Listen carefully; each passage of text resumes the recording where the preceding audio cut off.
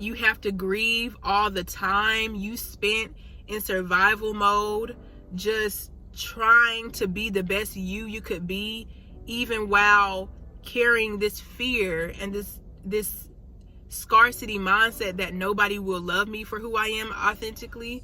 You have to grieve who you thought you were.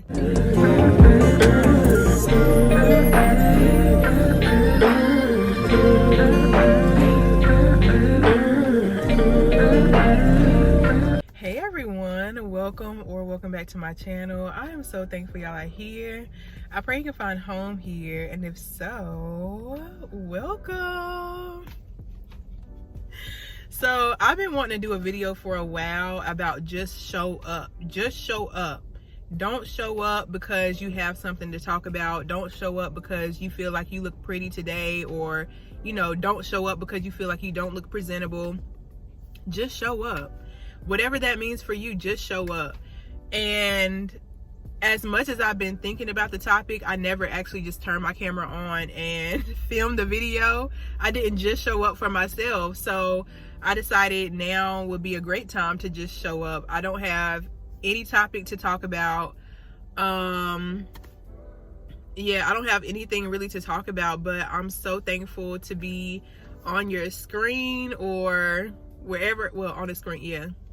On your TV, on your phone, wherever this video is showing. The ability to just show up is so powerful, because a lot of us are running off of the narrative that we have to bring something in order to be valuable. We have to give something. We have to be pleasing people. We have to deliver this oh so great message, or we have to blow everybody out of the water with whatever we do. Like, we live life very much on performance mode. I know for me, I've pretty much lived my whole life on performance mode, even in situations or places where I didn't have to perform. I still felt like, who am I if I'm not performing or pleasing other people? Who am I if I'm not making other people laugh, or if I'm not dressed to the T and my hair isn't exactly perfect and I don't have the greatest message to deliver? Who am I outside of that? I am who I am. You are who you are. To believe in your worthiness, to believe and feel your value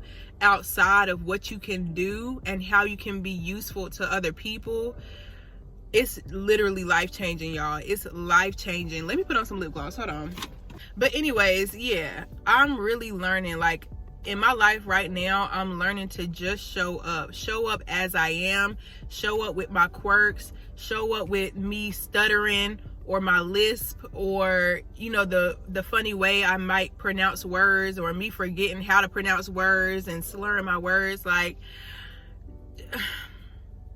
I'm weird, okay? I'm weird.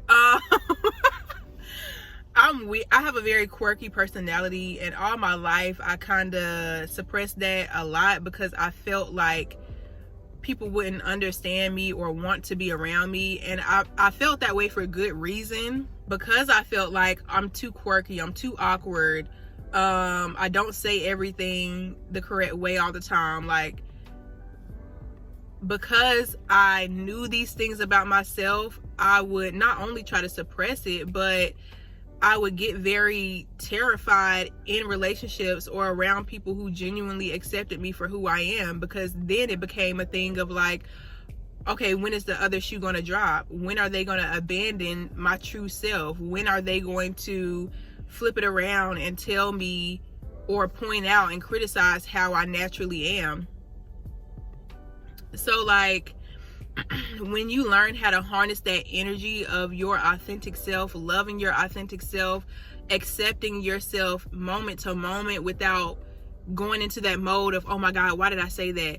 Why did I say it like that? Oh my God, are they laughing at me? Oh my God, oh my God. Like, once you get out of that survival mode of constantly trying to protect yourself from feeling negative feelings surrounding your authenticity, your identity, you start to build a life of other people who can support your authentic self, who love and encourage you to be your authentic self. But until you learn to do that, if you're still I like to say auto-tuning or auto-correcting yourself in the moment. Like, if you're stuck auto-correcting yourself and auto-tuning yourself and suppressing this part and hiding this part of yourself and constantly trying to change who you are, first of all, that's taxing on your energy, first and foremost. Like, that's draining for anybody to do.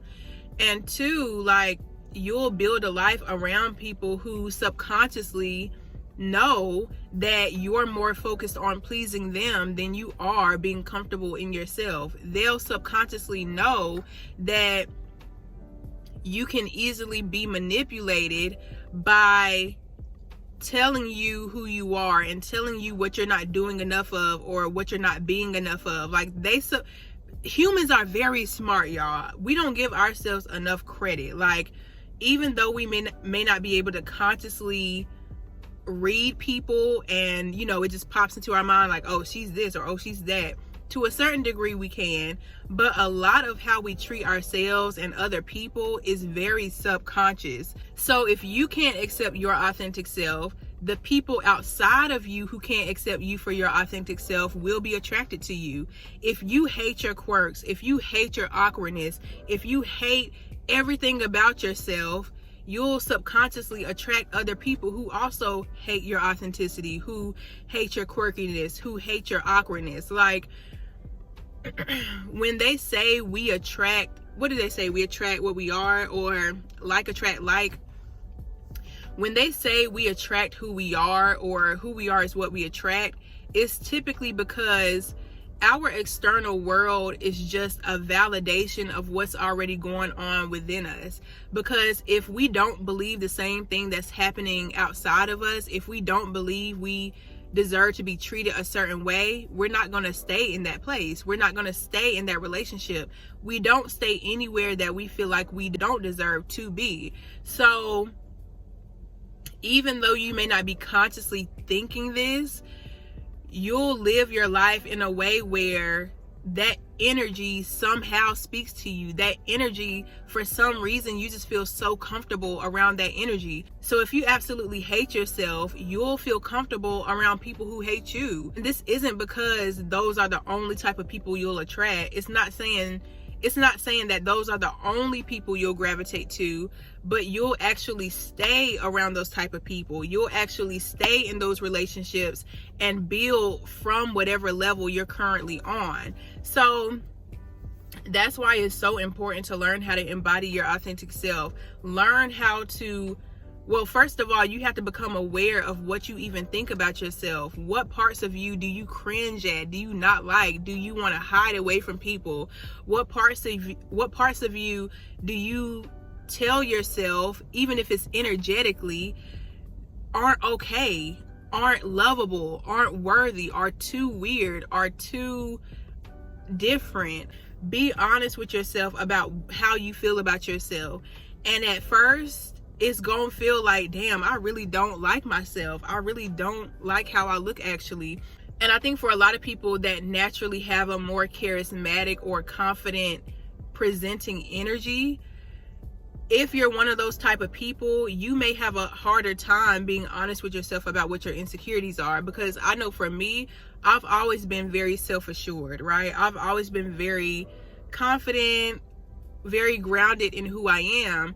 And I thought because I'm confident towards other people and in my interactions with people, that I wasn't that insecure about myself, that I didn't hate certain parts of myself, that I was okay with everything about me. But the reality was, even though I was presenting to other people this confidence and this groundedness, which was a part of me still, there was also a part of me that didn't like the way I looked, that didn't like the way I talked, that didn't like the fact that I was more quiet than most people around me. I've always been very comfortable and confident in who I am. But even with that, there was still a part of me that wasn't okay with the fact that I was so comfortable and confident in myself, because I seen how other people called me selfish for that. I seen how other people made me feel like I was the devil himself for not wanting to deal with toxic shit. Excuse my language.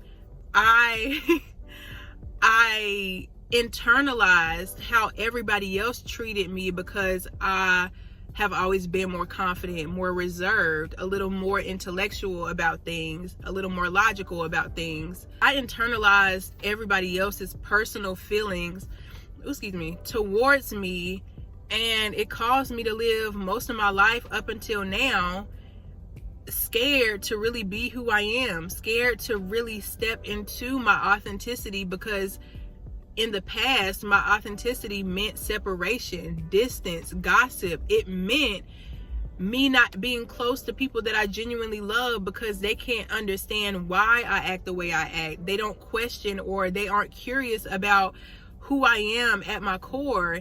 And so I have this belief that everybody around me will immediately assume something negative about me. I have this idea that everybody around me will jump to conclusions and call me names and treat me differently because I don't make the same decisions they make, because I don't believe in the same things that they believe. So I think that's a big thing about healing childhood trauma, is that you're going to have to let go of the narratives that other people put on you. You have to let go of, you have to let go of the narratives that other people have put on you, even if it's energetically, even if you can't put the words to it, but you know that other people have treated you weird for how you are. You're going to have to forgive yourself first for allowing that storyline to run you for so long, and you have to forgive them for not knowing better, for not being aware that they were projecting their insecurities or their fears, or just their thoughts in general on you without actually being curious about who you are. You have to grieve all the time you spent in survival mode, just trying to be the best you could be, even while carrying this fear and this scarcity mindset that nobody will love me for who I am authentically. You have to grieve who you thought you were. You have to grieve what you thought you had to put up with for so long. Like, it's a process. It's a process, but it's worth it. I don't know what I'm gonna title this video, random thought, but I hope it reaches the right people. Yeah, that's all I really wanted to give y'all. I don't want to say like, comment, subscribe. I don't want to say that, but I feel like I need to say something at the end. What should I say?